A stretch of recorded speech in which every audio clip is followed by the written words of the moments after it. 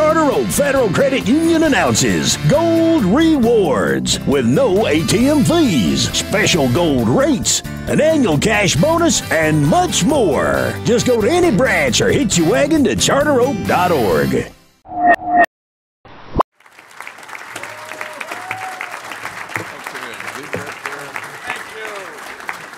Thank you so much. Thank you.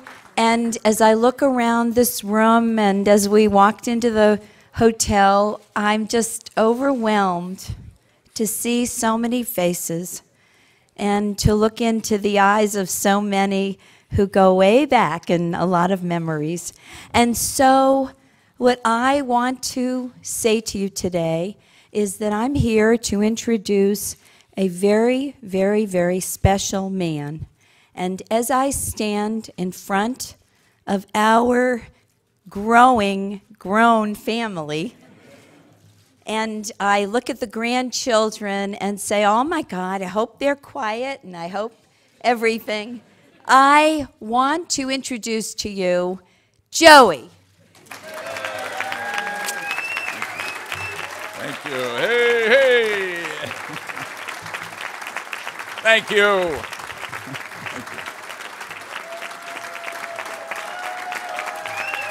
Thank you. Wow. Thank you. Thank you very much. Thank you, dear friends. Looking around this room, just full of people who've stood with me in great memories. Thank you all so much for coming here on really short notice. It matters a lot to me. Thank you, Hadassah, for that characteristically Hadassah introduction. And thank you for sticking with me throughout this. You know, I was thinking that about a year into the Senate service, with all the back and forth travel, and it's not easy on the spouses. And Hadassah said to me, Joey, how long are you going to stay in the Senate? And I said, sweetheart, I want to make you a promise today. I promise you that when Regis leaves television, I'll leave the Senate. And here we are, right? We wish our friend and neighbor from town next door, Greenwich, Regis Philbin, a great years ahead, and maybe he and I will be hanging out together a little more now. It was 23 years ago, in February of 1988, on a wintry day in Hartford, that I announced that I would be a candidate for the United States Senate. Standing with me as I began that long-shot campaign were Hadassah, who was pregnant, and our three children, Matt, Becca, and Ethan. Today, Matt, Becca, and Ethan are here again. This time, I'm happy to say with their spouses, Elizabeth, Jacob, and Ariella. Jacob may have just left on child duty. These three couples are now the proud parents of their own children, 10 children, 6 of whom are here today. Tennessee, in order of age. Tennessee's number 1, Aiden, Yitz, Maddie, Yoav, and in the hallway, Camilla. Our youngest child, Hani, who was born a month after I announced for the Senate in 1988, is here with her husband, Daniel, and as you can see, she's now pregnant. Next month, with God's help, Hani will give birth to their first child, our 11th grandchild. Talk about the circle of life.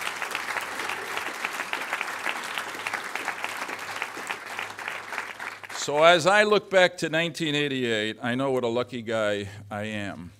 Privileged for the years since then to be a United States Senator, and blessed in the years since then to have this miraculously growing family.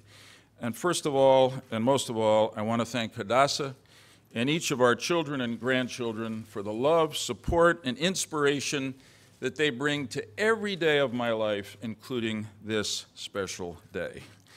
There is a personal reason why I wanted to make this announcement at this hotel, and it too involves a life circle. During the first 8 years of my life, my father, mother, then one sister, though the other sister, Ellen, is here, and I lived in a cold water flat on the second floor of my grandmother's house at 42 Hawthorne Street, right here in Stamford, Connecticut. That house and the rest of the street was demolished in the early 60s for urban redevelopment, but it was located right about where this Marriott Hotel is today. As I think about the journey that I've traveled from my childhood home to this day, I can't help but also think about my four grandparents and the journey they traveled more than a century ago as immigrants to this country. They came to America seeking freedom, and they found it. They came to America hoping for opportunities, and they got them. But even they could not have dreamed that their grandson would end up a United States Senator and, incidentally, a barrier-breaking candidate for Vice President of the United States. But that is America.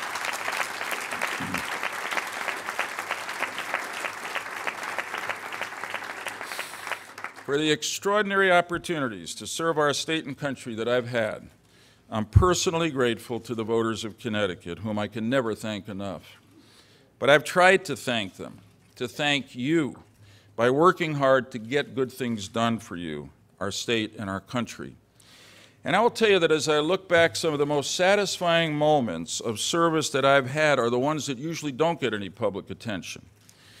When my great staff and I have been able to provide support to one of you, a constituent, in a moment of need, whether it was protecting your family from losing your home to foreclosure, or helping the parents of a sick child get the health care they needed, or ensuring that a World War II veteran finally received the medals and recognition he was due for his service decades before. Those were moments of great satisfaction. I'm also grateful, of course, for what I've had the opportunity to accomplish in the Senate itself. What I've been able to do, for instance, to protect our environment, which has been a lifelong priority for me. Leading fights against air and water pollution, working hard to build coalitions to do something about climate change, cleaning up Long Island Sound, protecting the Connecticut River, and creating Connecticut's first and only national park site, Weir Farm. I'm also proud of what I've been able to do for Connecticut businesses, helping them to keep and add jobs in our state, particularly in our defense industries, and to work with a lot of other people on that thrilling day that we saved submarine base New London. Thank you. And I'm grateful for the opportunity I've had to keep our country and people safe in a dangerous world. As a member, now a senior member of the Senate Armed Services Committee, supporting the best ever troops in the best military in the world and providing them with the best equipment we possibly could. In the years since the terrorist attack on America on 9/11/01, as chairman or ranking member of the Senate's Homeland Security Committee, I've been privileged to be at the center of every congressional effort to strengthen our homeland defenses, including the creation of the Department of Homeland Security and the enactment of the recommendations of the 9/11 Commission, which together are the most sweeping reforms of our national security organization since the end of World War II. I'm also proud of the opportunity I've had to work across party lines in support of the strong bipartisan American foreign and defense policies carried out by the four presidents under whom I've been privileged to serve: Presidents Bush, Clinton, Bush, and Obama, which included policies that ousted the invading Iraqi military from Kuwait, ended the genocide of Muslims in the Balkans, and liberated Iraq, Afghanistan, and the world from brutally repressive anti-American dictatorships. And I'm proud of the work that I've done to make the promise of equal opportunity and justice under the law more real for all Americans, including, particularly in my time of service, African Americans, women, and gay and lesbian Americans.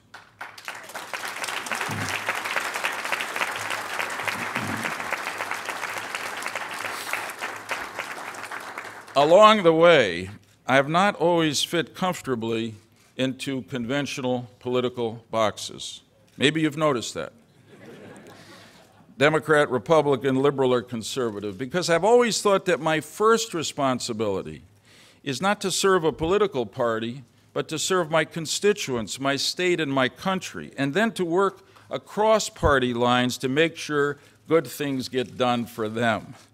Whatever the partisan or policy differences that divide us, they're much less important than the shared values and dreams that unite us and that require us to work together to make progress for all. To me, that is what public service and leadership is all about.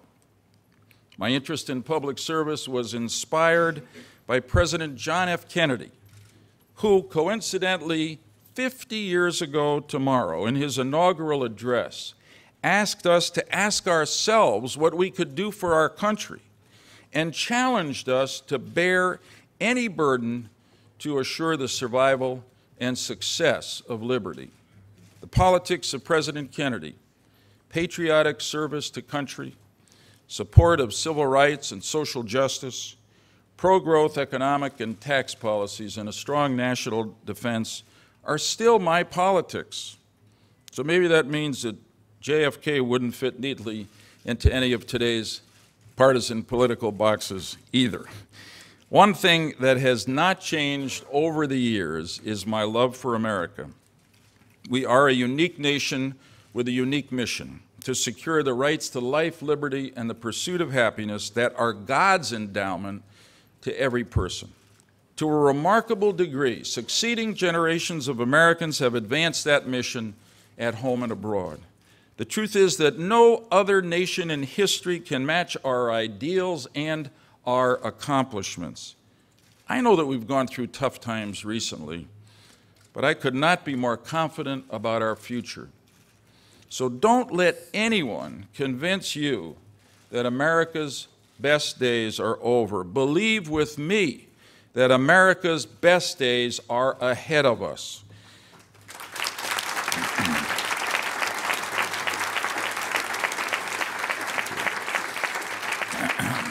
For the fact is that we, the American people, have repeatedly come together and done what others said we could not do, and we will do so again and again in the future.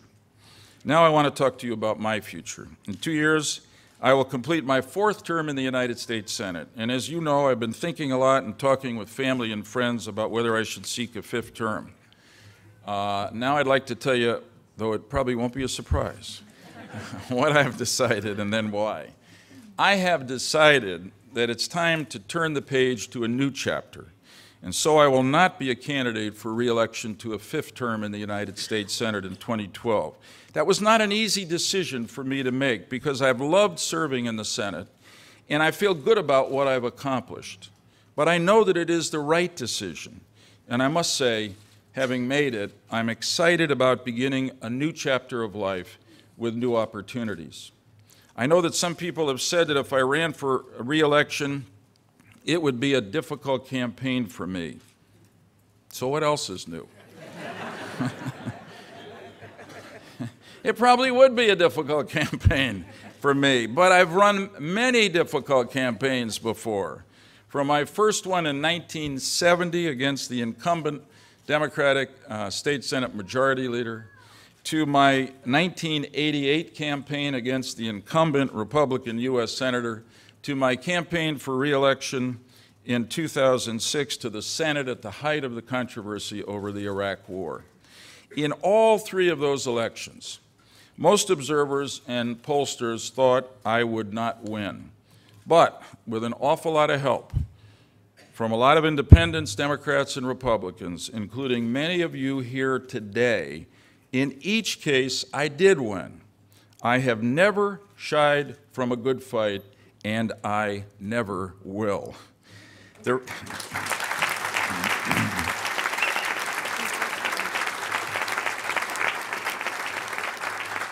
So the reason I've decided not to run for re-election in 2012 is best expressed in the wise words from Ecclesiastes. To everything there is a season, and a time to every purpose under heaven. At the end of this term, I will have served 24 years in the U.S. Senate and 40 years in elective office.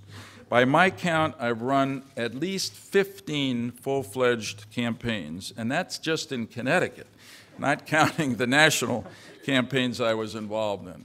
So, for me, it is time for another season and another purpose under heaven. I do not intend today to be the end of my career in public service. Having made this decision not to run enables me to spend the next 2 years in the Senate devoting the full measure of my energy and attention to getting things done for Connecticut and our country. I will keep doing everything in my power to build strong bridges across party lines, to keep our country safe, to win the wars we are in, and to make sure America's leadership on the world stage is principled and strong. I'll keep doing everything I can to get our economy moving forward and put our national debt under control, to combat climate change and end our dependence on foreign oil, and to reform our immigration laws.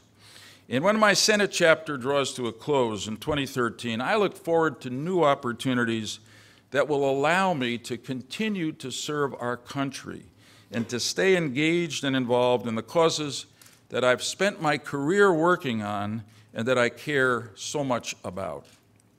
I go forward with a tremendous sense of gratitude for the opportunities that I've been blessed with to make a difference.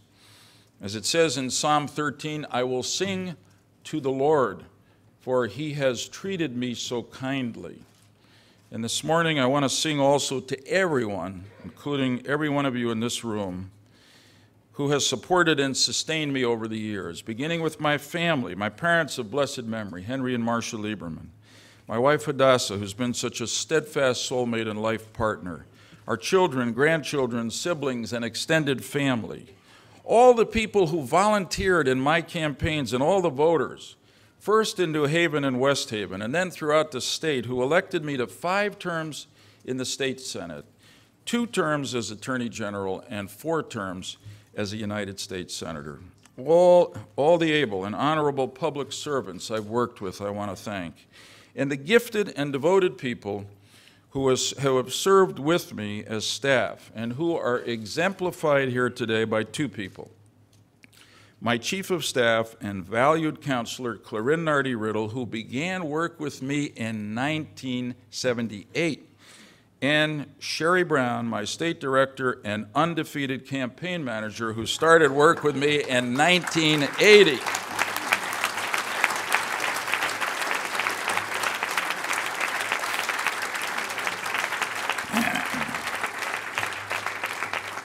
I do want to make clear that both Clarine and Sherry were hardly of voting age when they began with me.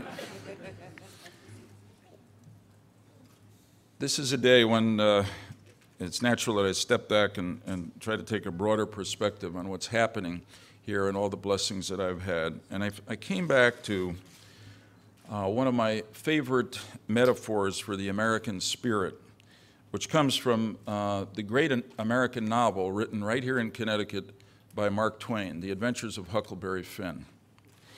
In that book, Huck and Jim ride the raft along the big river that has always, to me, represented American history.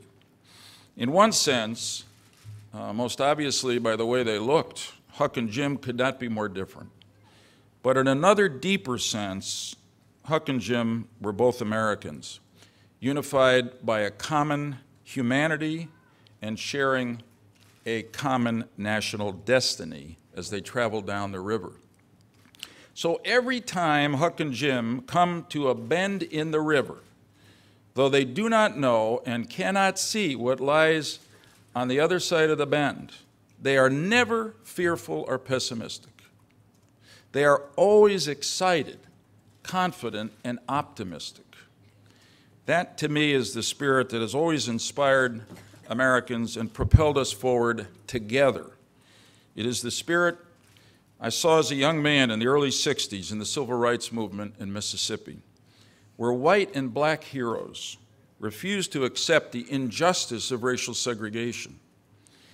It is the spirit that I've seen in our men and women in uniform, heroes who are serving in Afghanistan and Iraq today for a cause greater than themselves, protecting and advancing freedom. And it is most powerfully the spirit I've seen in the wounded heroes I visited at Walter Reed, who amazingly want nothing more than to go back to the battlefield to rejoin their brothers and sisters in arms. It's the spirit that every day inspires all our American heroes, our first responders and educators, our entrepreneurs and innovators, our citizen activists and religious leaders. And it's the spirit that inspires hundreds of millions of seemingly ordinary Americans, the unsung heroes who work hard and play by the rules every day, driven by a dream, inspired to imagine a tomorrow that is better than today for themselves, most importantly for their children, for our country and our world. That is the spirit that has defined the American people for 235 years now, and that I know will continue to make us the greatest nation in the world. And that is, my friends, the spirit that fills me today. Thank you very much. God bless you, and God bless the United States of America.